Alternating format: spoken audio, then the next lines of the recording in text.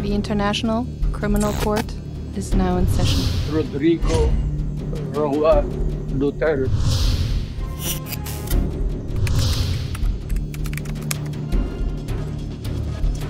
Nakabisita na po si Vice President Sara Duterte sa Scheveningen prison sa the Netherlands kung saan nakadetain si dating Pangulong Rodrigo Duterte. Sabi ni dating presidential spokesperson Harry Roque, maganda ang naging pag-uusap ng mag-ama. Sa pagbisita ng bise, hinimok daw siya ng ama na bumalik na sa Pilipinas para magawaan niya ang serbisyo sa bansa. Humiling din ang dating Pangulo ng medyas at tsinelas. Sabi naman ng bise, hindi siya uuwi hanggang hindi pa nakararating doon ang iba pang miyembro ng pamilya Duterte na hahalili sa kanya.